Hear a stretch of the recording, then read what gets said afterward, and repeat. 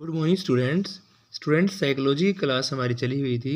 उसी क्लास को आगे बढ़ाते हैं और हमारा चला हुआ था गागर में सागर, यानी कि थोड़े में ज़्यादा। तो देखो क्वेश्चन है आपका, अचेतन मन की दमित इच्छाओं के अध्ययन हेतु कौन सी विधि सर्वश्रेष्ठ है। तो अचेतन मन की दमित इच्छाओं के अध्ययन के लिए मनोविश्लेषणात्मक विधि कौन सी है? मनोविश्लेषणात्मक विधि सबसे सर्वश्रेष्ठ है। किस विधि का दर्शन सुकरात ने दिया जबकि जनक वुडवर्थ थे? तो उस विधि का नाम है प्रश्नावली विधि। स्टूडेंट्स, जिस विधि का दर्शन सुकरात ने दिया जबकि जनक वुडवर्थ है तो वो आपकी प्रश्नावली विधि। प्रश्नावली विधि के टाइप है, देखो स्टूडेंट्स, प्रश्नावली विधि मैंने पहले भी बताया था 4 प्रकार की होती है। बंद प्रश्नावली, खुली प्रश्नावली, चित्रित प्रश्नावली और चौथी है इन सभी का मिश्रित प्रश्नावली। तो जिस विधि का दर्शन सुकरात ने दिया और जनक किसको माना जाता है? वुडवर्थ महोदय को। उस विधि का नाम है आपका प्रश्नावली विधि। 4 प्रकार की होती हैं, बंद प्रश्नावली, खुली प्रश्नावली, चित्रित प्रश्नावली और लास्ट है मिश्रित प्रश्नावली। प्रश्नावली के 4 प्रकार। बुद्धि के 3 प्रकार होते स्टूडेंट्स, और बुद्धि के 3 प्रकार दिए गए थे थोर्नडाइक महोदय के द्वारा। कौन कौन से थे? मूर्त, यांत्रिक, यांत्रिक को हम गत्यात्मक भी बोल सकते हैं, और सामाजिक बुद्धि। मूर्त, यांत्रिक या गत्यात्मक, और तीसरी है आपकी सामाजिक बुद्धि। और तीनों ही दिए गए थे आपके थोर्नडाइक के द्वारा। किसके प्रकार दिए गए थे? बुद्धि के 3 प्रकार। नेक्स्ट क्वेश्चन है आपका, बुद्धि का द्वितत्व सिद्धांत किसके द्वारा दिया गया था? तो स्पीयरमैन के द्वारा दिया गया था। एक कारक S और एक कारक G जनरल और S स्पेसिफिक। कब दिया गया? 1904 में। तो बुद्धि का द्वितत्व सिद्धांत स्पीयरमैन महोदय ने 1904 में दिया।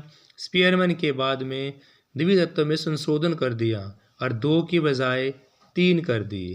पहले S था और G था, अब एक समूह कारक और जोड़ दिया उसके साथ। तो कितने तत्व हो गए? अब स्पीयरमैन के 2 तत्व हो गए। पहले 2 थे, अब कितने हो गए? 3 हो गए, क्योंकि स्पेसिफिक था, जनरल था।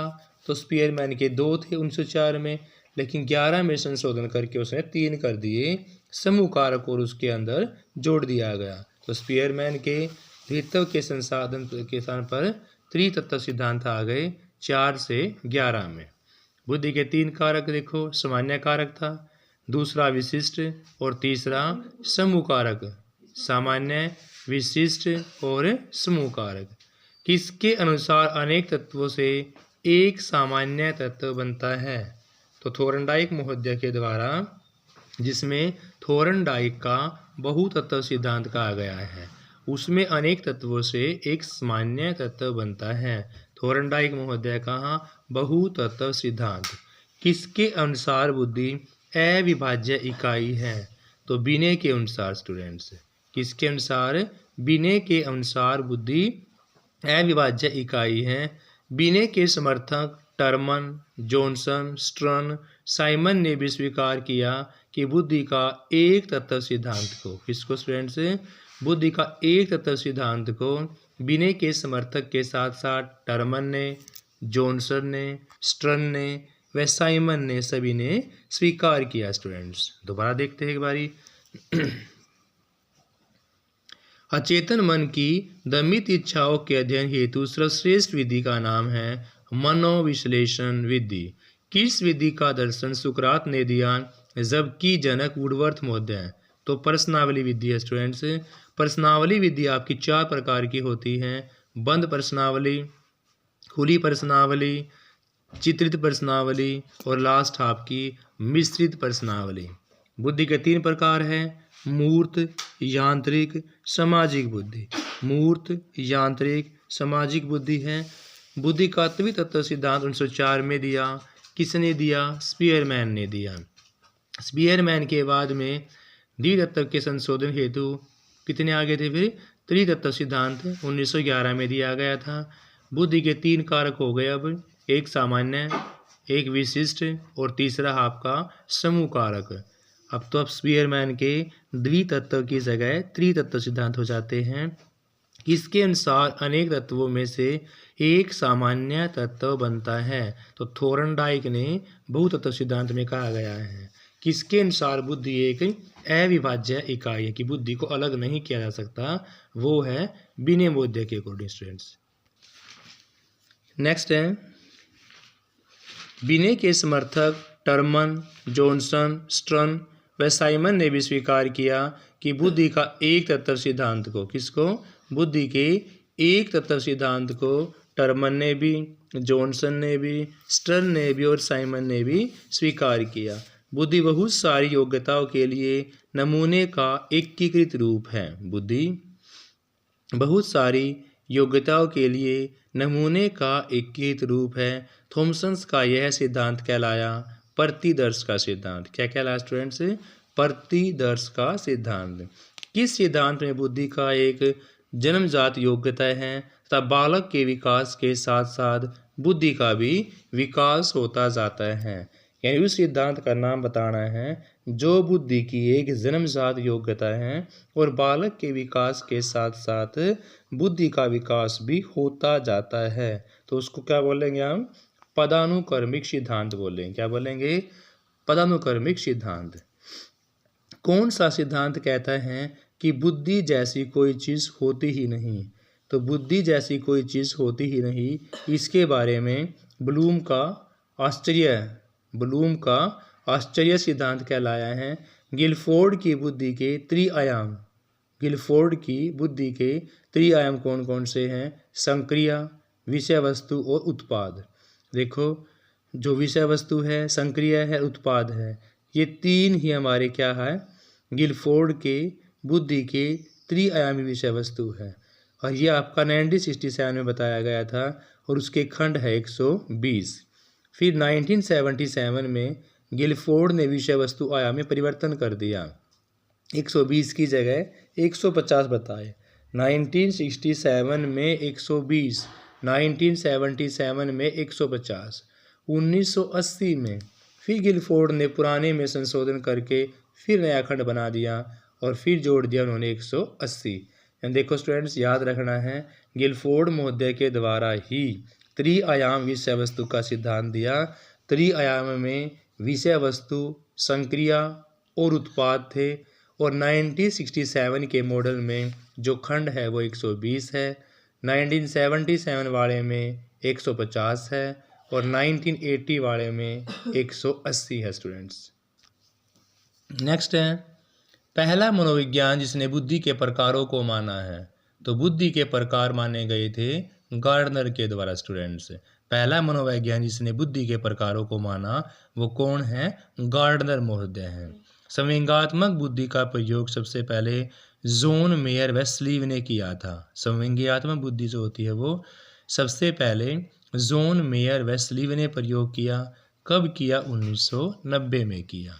गोलमैन ने संवेगात्मक बुद्धि की 25 दक्षताओं के 5 उपवर्ग बनाए। गोलमैन ने संवेगात्मक बुद्धि की 25 दक्षताओं के 5 उपवर्ग बनाए। वो कब बनाए? 1995 में। तो पहला मनोवैज्ञानिक जिन्हें बुद्धि के प्रकारों को माना वो कौन सा? आपका गार्डनर। संवेगात्मक बुद्धि का प्रयोग सबसे पहले जॉन मेयर व स्लीव ने किया 1990 में। गोलमैन ने संवेगात्मक बुद्धि की 25 दक्षताओं के 5 उपवर्ग बनाए। कब बनाए? 25 के 5 उपवर्ग 1995 में बनाए। कौन कौन से है वो? स्वयं जागरूकता है, स्वयं नियंत्रण है, अभिप्रेरणा है, सहानुभूति समूह और सामाजिक कौशल। देखो, स्वयं जागरूकता, स्वयं नियंत्रण, अभिप्रेरणा, सहानुभूति और सामाजिक कौशल, ये 5 तत्व बताए गोलमैन ने सांवेगिक बुद्धि के सिद्धांत स्टूडेंट्स। नेक्स्ट है सृजनात्मकता का टोरेंस परीक्षण किसके द्वारा किया गया? तो सृजनात्मकता का टोरेंस परीक्षण किया गया 1966 में। सृजनात्मकता का टोरेंस परीक्षण 1966 में। सृजनात्मकता का रिमोट एसोसिएशन परीक्षण, सृजनात्मकता का रिमोट एसोसिएट्स परीक्षण मैडनिव ने दिया स्टूडेंट्स। किसने दिया? मेडनिफ एंड मेडनिम ने 1974 में, देखो नया क्वेश्चन है, सृजनात्मकता का रिमोट एसोसिएशन परीक्षण 1974 में मेडनिफ है मेडनिम ने दिया। अंतर्नोद शब्द का प्रयोग सबसे पहले वुडवर्थ ने किया। किसका? अंतर्नोद शब्द का प्रयोग वुडवर्थ ने 1918 में। अंतर्नोद संपर्कों को विकसित करने का श्रेय 1943 व ब्राउन 1961 में जाता है। अंतर्नोद परीक्षण को विकसित करने का श्रेय 1943 व ब्राउन 1961 को जाता है। और नेक्स्ट क्वेश्चन है आपका, अभिप्रेरणा का अनुवांशिकी पैटर्न सिद्धांत किसके द्वारा दिया गया?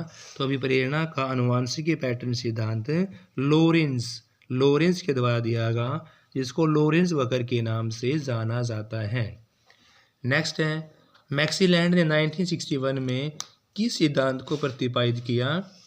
तो मैक्सीलैंड 1961 में उपलब्धि अभिप्रेरणा सिद्धांत, मैक्सीलैंड ने उपलब्धि प्रेरणा सिद्धांत को प्रतिपादित किया। और कब किया? 1961 में। स्टूडेंट्स दोबारा देखते हैं क्वेश्चन, ये क्वेश्चन बार बार करने से पक्के होंगे स्टूडेंट्स। देखो मैंने भी आपको क्वेश्चन बताया था कि गिलफोर्ड महोदय ने 1967 में 120 खंड बताए थे, 1977 में 150 खंड बताए, और फिर 1980 में कितने बताए? 180। तो याद कैसे करना है कि भाई 1967 में हमारे 120 हो गए, उसमें 10 और जोड़ दो, कितने हो गए? 150। और फिर 180 में भी 8 है और 1980 में भी 8 है, तो 8 होने से 1980 में 180 खंड बताए गए।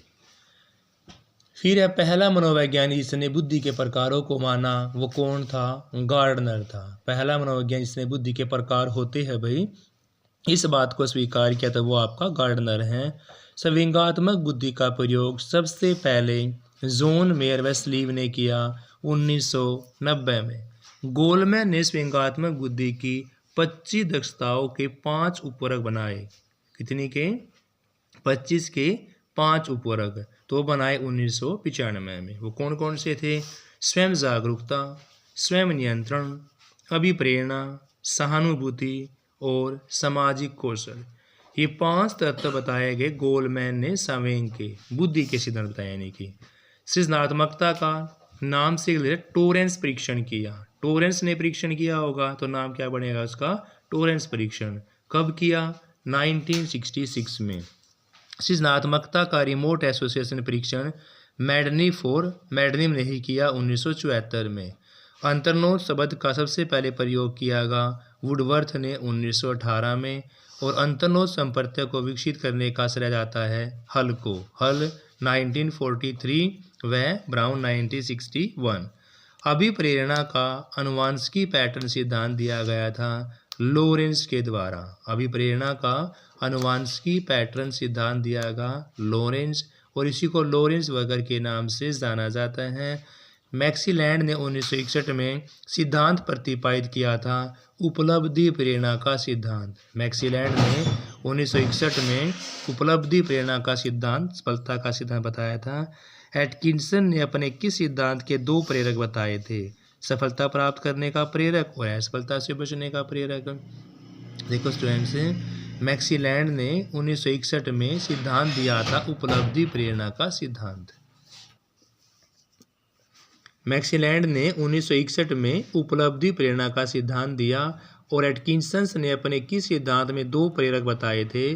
तो एटकिंसन ने अपने सिद्धांत में 2 प्रेरक बताए थे, सफलता प्राप्त करने का और एक असफलता से बचने का। या तो सफलता प्राप्त करो या असफलता से बचो।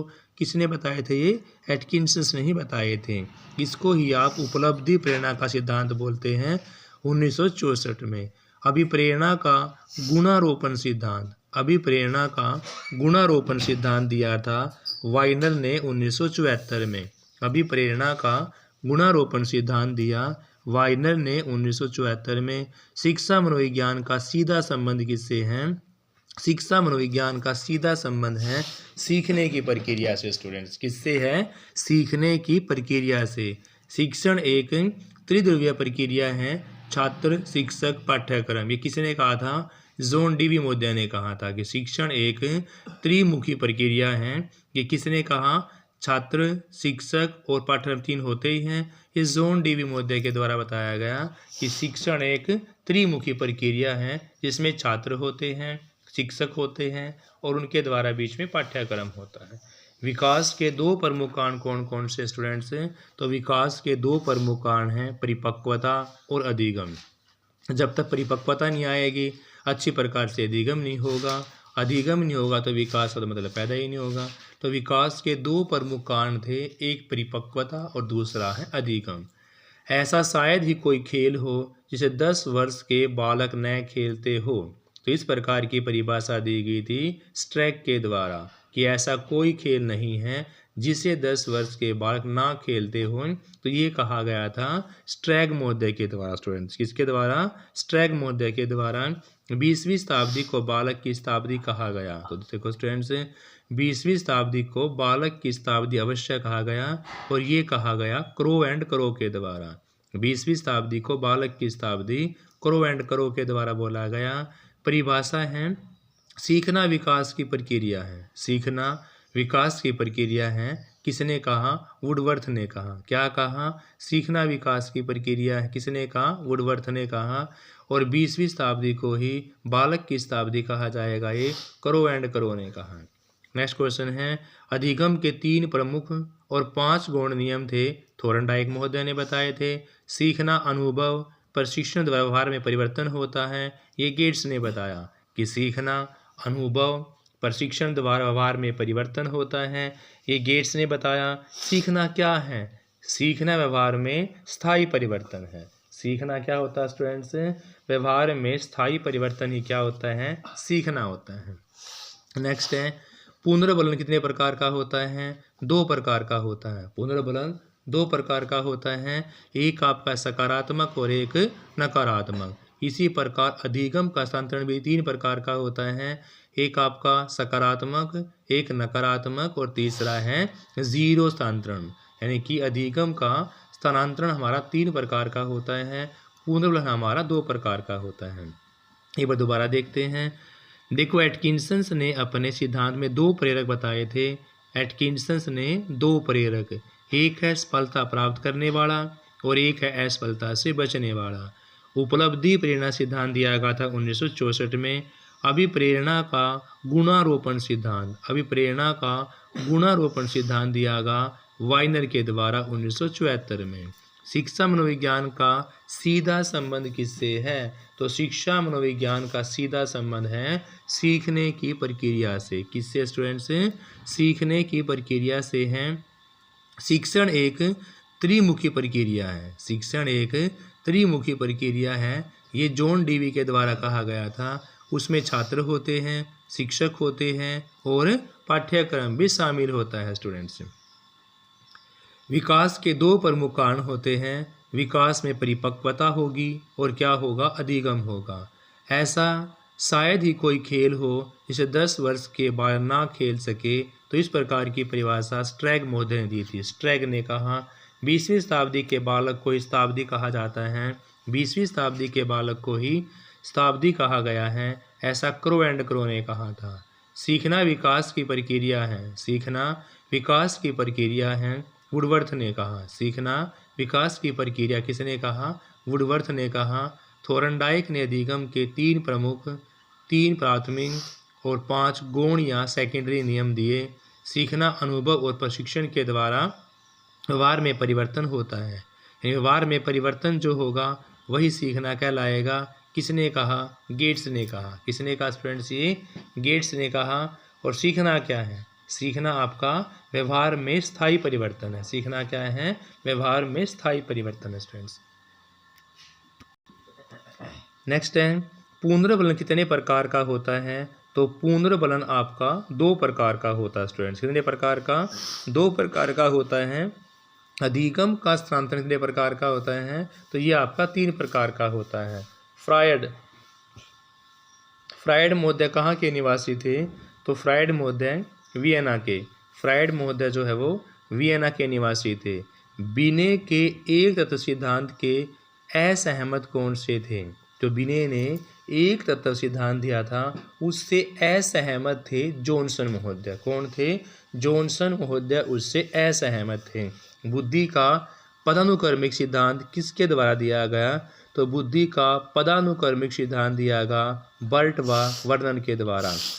बर्ट व वर्नन के द्वारा बुद्धि का पदानुक्रमिक सिद्धांत दिया। समान जुड़वां बालकों के सह संबंध गुणांक का मान होगा 0.90। ये क्वेश्चन देखो बड़ा समझने लायक है। जो समान जुड़वां बच्चे होंगे उनमें सह संबंध का जो गुणांक है वो कितना होगा? तो जुड़वां बच्चों में भी सह संबंध का गुणांक जो है वो 0.90 होगा।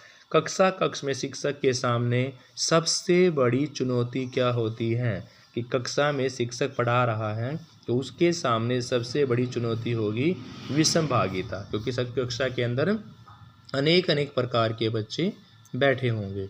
तो कक्षा कक्ष में शिक्षक के सामने सबसे बड़ी चुनौती है विषमभागिता।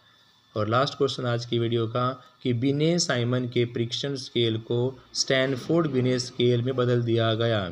पहले बिने साइमन का परीक्षण स्केल था, उसको स्टैनफोर्ड में बदल दिया गया टर्मन ने। बिने साइमन को स्टैनफोर्ड में बदल दिया गया टर्मन महोदय ने स्टूडेंट्स। तो देखो पुनर्बलन आपका 2 प्रकार का होता है। अधिगम का स्थानांतरण आपका 3 प्रकार का होता है। फ्रायड महोदय वियना के निवासी थे। फ्रायड महोदय कहाँ के निवासी थे? वियना के थे। और बिने का एक तत्व सिद्धांत से असहमत कौन थे? जॉनसन महोदय। बुद्धि का पदानुक्रमिक सिद्धांत दिया था बर्ट व वर्नन ने। और समान जुड़वां बालकों में सह संबंध गुणांक होता है 0.90 का। कक्षा कक्ष में शिक्षक के सामने सबसे बड़ी चुनौती है विषमभागिता। और बिने साइमन के परीक्षण में स्टैनफोर्ड बिने स्केल टर्मन बदल दिया गया था। किसमें? टर्मन में स्टूडेंट्स। तो स्टूडेंट्स इतने ही क्वेश्चन हम यहाँ ख़त्म करते हैं। कल हम अगले क्वेश्चन नेक्स्ट वीडियो के अंदर करेंगे। Have a nice day students. Please class को लाइक शेयर अवश्य करें। Thank you students.